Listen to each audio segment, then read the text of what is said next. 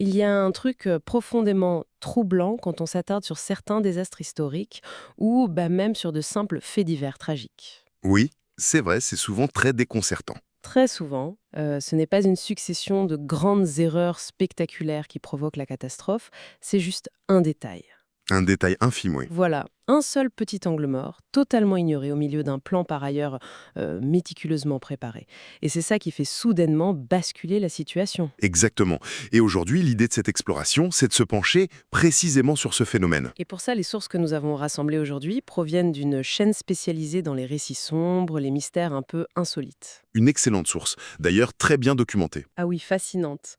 Et on y trouve deux histoires vraies, deux drames qui sont séparés par plus d'un siècle et des milliers de kilomètres. Mais qui partagent au fond exactement la même faille mortelle. C'est ça l'objectif de notre analyse aujourd'hui, comprendre comment une obsession pour un but précis peut nous rendre complètement aveugles à la réalité qui nous entoure. Que cette réalité soit purement physique, comme la gravité ou l'obscurité, ou alors profondément culturelle. Parce que je suis toujours fascinée par ça, on a souvent tendance à penser que la volonté et une bonne préparation suffisent pour réussir. C'est un prisme d'analyse passionnant.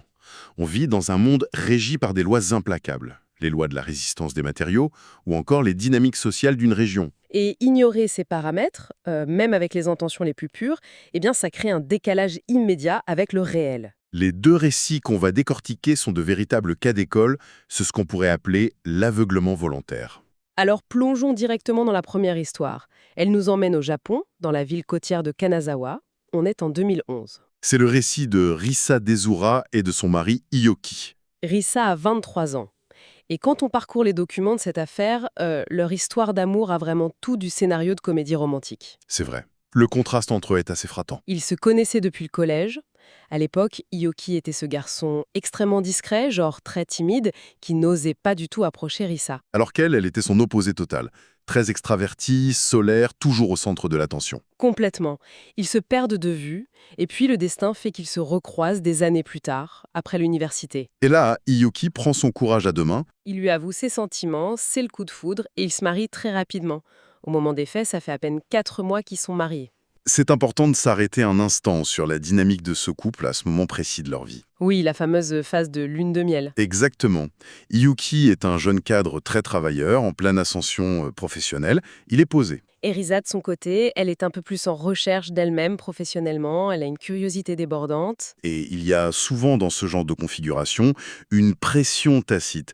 Risa veut prouver son implication dans le couple. Elle veut créer un moment parfait pour l'anniversaire de son mari, un souvenir absolument inoubliable. Et cette envie de bien faire, c'est le point de départ de tout l'engrenage. Elle cherchait l'idée du siècle. Et l'inspiration lui vient un soir où ils sont tous les deux devant la télévision. Devant une émission de caméra cachée. Voilà. Une émission japonaise ultra populaire qui s'appelle Arashi's Big Secret.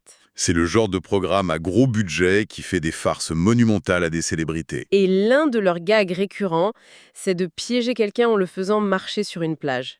La personne avance et pouf, elle tombe soudainement dans un grand trou dissimulé sous le sable. Un classique de la télévision comique. Risa voit ça, elle entend son mari rire aux éclats et elle se dit que c'est le plan parfait. Elle veut combiner le romantisme et la comédie. Son idée, c'est d'emmener Yuki faire une balade nocturne sur la plage d'Ozaki. Elle veut le faire tomber dans le trou de manière totalement imprévue. Et à la seconde où il atterrit, ses amis cachés dans les buissons déclenchent un feu d'artifice. Sur le papier, c'est vrai que c'est une idée amusante. On comprend pourquoi elle trouve ça génial, c'est théâtral, ça correspond à sa personnalité extravertie, mais le piège intellectuel se referme déjà ici. Parce qu'elle essaye de transposer une production télévisuelle dans la vraie vie. Exactement. À la télévision, il faut se rendre compte qu'il y a des équipes entières, des cascadeurs, des ingénieurs qui calculent la densité du sable, des tests de sécurité. Et un éclairage contrôlé, surtout. Voilà. Rissa, elle, part sur une plage publique, de nuit, avec un groupe d'amis amateurs. Elle ne mesure pas du tout le fossé entre une image éditée et la réalité physique d'un terrain non préparé. Les détails de la préparation montrent à quel point elle était investie d'ailleurs. 2 jours avant l'anniversaire, elle va sur la plage avec ses complices. Il repère un endroit isolé, avec des arbustes denses, pour cacher les explosifs. Risa creuse elle-même le trou. Un trou assez profond. Et c'est là que l'erreur de conception matérielle intervient. La fameuse erreur fatale. À la télévision, pour ce genre de cascade, on utilise généralement des blocs de mousse très fine ou du polystyrène prédécoupé. Dès qu'un poids est appliqué au centre, la matière cède d'un coup net. La personne tombe droit, les pieds en premier, sur un matelas de réception. Mais Risa n'a pas accès à ces matériaux de studio. Elle utilise ce qu'elle trouve. Les rapports mentionnent qu'elle a recouvert le trou avec une large plaque de plastique rigide. Un matériau dont la résistance s'apparente à celle d'une planche de contreplaqué en fait. Elle pose cette plaque par-dessus le vide, rajoute du sable pour faire illusion et place un drap bleu par-dessus pour se repérer. Et la physique d'une plaque rigide est totalement différente de celle d'une mousse cassable. Ah oui, complètement. Si on marche sur le bord, ça ne se casse pas. Non, ça bascule. La plaque devient un levier géant. Et ça, c'est une donnée qu'elle n'a absolument pas anticipée. Le soir du 25 août arrive. Après le dîner, Risa feint une envie soudaine de marcher sur le sable et entraîne Yoki vers la plage d'Osaki. Il est environ 22 heures quand ils arrivent sur place. Et là, c'est le premier grand rappel à la réalité. Il fait noir. Mais vraiment, d'une obscurité totale. Il n'y a pas de lune cette nuit-là. C'est facile d'oublier aujourd'hui avec nos technologies, mais en 2011, on n'avait pas de smartphone avec des lampes torches surpuissantes. Il avait que la lueur blafarde du rétroéclairage de leurs écrans pour essayer de deviner où ils mettaient les pieds. Et l'obscurité change tout. Un environnement inoffensif en plein jour devient imprévisible. La réaction de Yoki face à ça est la bonne d'ailleurs. Oui, il fait preuve d'un très bon sens instinctif.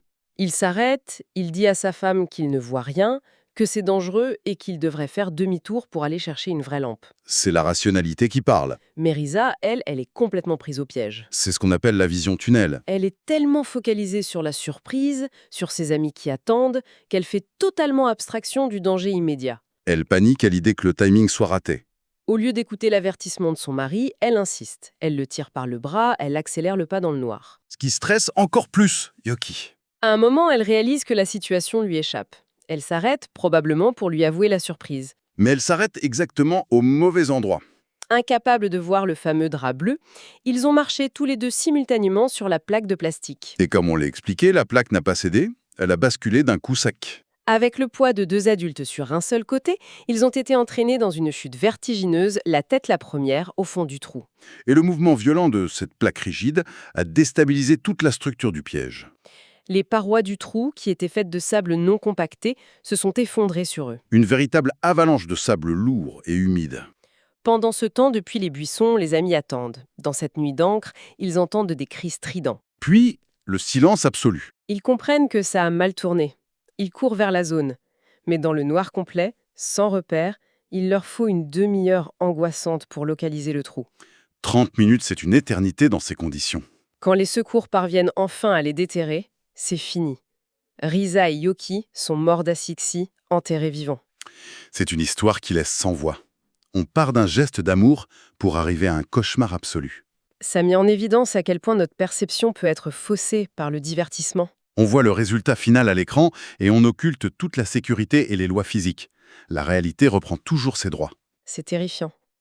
Mais ce qui est encore plus frappant, c'est que cette vision tunnel létale ne touche pas que des amateurs enthousiastes. Non, on la retrouve dans des contextes très différents. Si on change complètement de décor et qu'on recule d'un siècle et demi, on retrouve la même mécanique, motivée cette fois par une arrogance intellectuelle. On part en Afrique centrale en 1856. Dans le royaume de Wadai, dans la ville d'Abashir, À cette époque, la Société de géographie allemande y envoie un jeune cartographe de 27 ans, le docteur Edouard Vogel. sa mission est historique, il doit être le premier Européen à cartographier la région. Sauf que le contexte est explosif. Le royaume est en guerre. La paranoïa est à son comble concernant les espions. L'atmosphère exigeait une diplomatie de chaque instant. Et la prudence n'est pas vraiment le point fort de notre docteur Vogel. Pas du tout. Au lieu de faire profil bas, il se comporte comme s'il était au-dessus de tout le monde. Il se promène à cheval dans une ville en guerre en prenant frénétiquement des notes sans adresser la parole aux habitants. Il ne fait aucun effort pour s'intégrer. Et son mépris culturel atteint son paroxysme un matin. Il informe la famille noble qui l'héberge qu'il va escalader une montagne voisine pour ses relevés topographiques. Et là, un serviteur tente de l'en dissuader avec véhémence. Il lui explique que la montagne est un site sacré.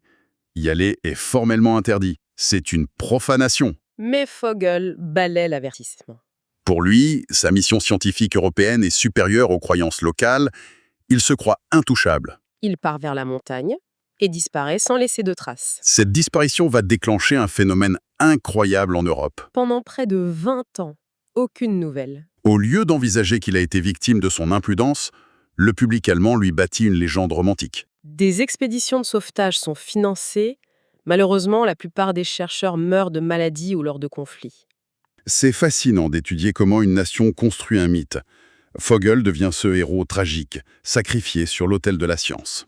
On échafaude des théories folles, un complot politique, des secrets anciens découverts sur la montagne. Plus le temps passe, plus son image est glorifiée. Jusqu'en 1874. Un autre explorateur allemand, Gustav Nachtigall, arrive à Abashir avec son traducteur, Ahmed. Son but est de découvrir ce qui est arrivé à Vogel et de récupérer ses carnets. Mais dès qu'il pose des questions, c'est l'omerta totale. Le traducteur finit par lui expliquer que le souverain actuel, le roi Ali, est le fils de celui qui dirigeait lors de la disparition. Poser des questions directes reviendrait à insinuer que le père du roi était un assassin. Ce qui valait une exécution immédiate sur la place publique. Gustave est face à un mur ininfranchissable. C'est là qu'il fait preuve d'une intelligence situationnelle brillante. Il observe. Une caravane vient d'arriver et a couvert le roi Ali de cadeaux extravagants. Un service à thé en argent massif, des soieries. Gustave déduit que le souverain doit être de bonne humeur.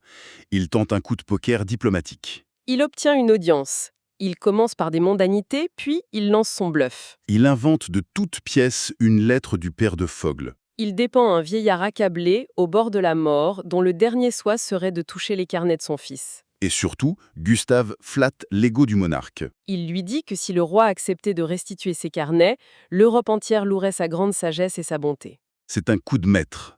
Il offre au roi la porte de sortie parfaite pour aborder un sujet tabou.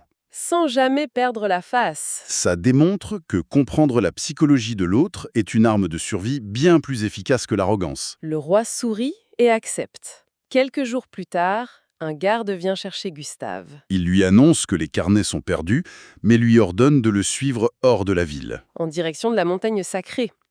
On imagine la terreur de Gustave, persuadé qu'on va l'exécuter. Mais au pied de la montagne, le garde s'arrête et lui raconte enfin la vérité. Et cette vérité, elle détruit 20 ans de mythes héroïques en quelques secondes. C'est le contraste entre le fantasme épique et la réalité crue.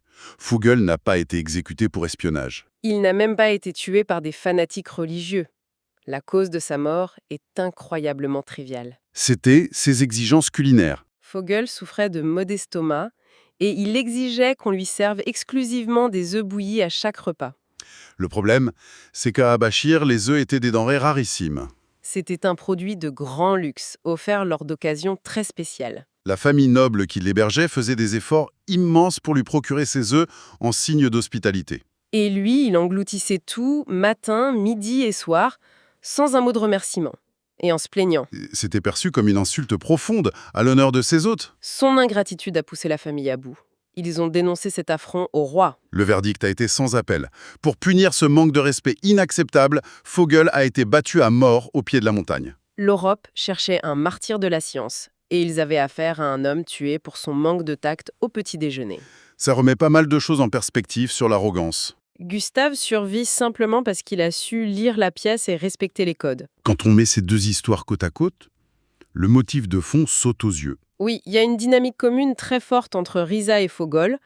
Tous les deux sont entrés dans leur environnement avec un scénario préétabli en tête. Risa réalisait sa comédie romantique télévisée, Vogel jouait l'explorateur infaillible. Ils ont considéré que leur narration personnelle était plus importante que le terrain sur lequel ils se trouvaient. Le fait brut de creuser un trou ou de tracer une carte perd toute sa valeur si on l'isole de son contexte, en fait. La gravité, l'obscurité, ou la valeur d'un aliment dans une culture donnée ne se plie pas à nos ambitions. Il est essentiel pour quiconque de comprendre que la capacité à pivoter, à abandonner son plan initial face à une nouvelle information, c'est ce qui fait la différence entre la survie et le désastre. Une leçon de pensée critique très importante. Ce qui m'amène à une réflexion pour terminer cette analyse. Je vous écoute. On baigne aujourd'hui en permanence dans des environnements édités.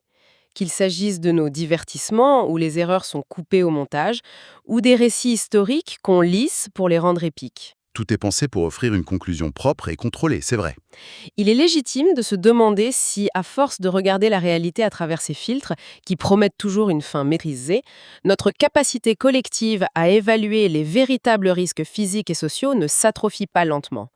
Face à une réalité qui ne pardonne aucune erreur de calcul, n'avons-nous pas tout simplement perdu le réflexe vital d'envisager la chute ? C'est une question à méditer.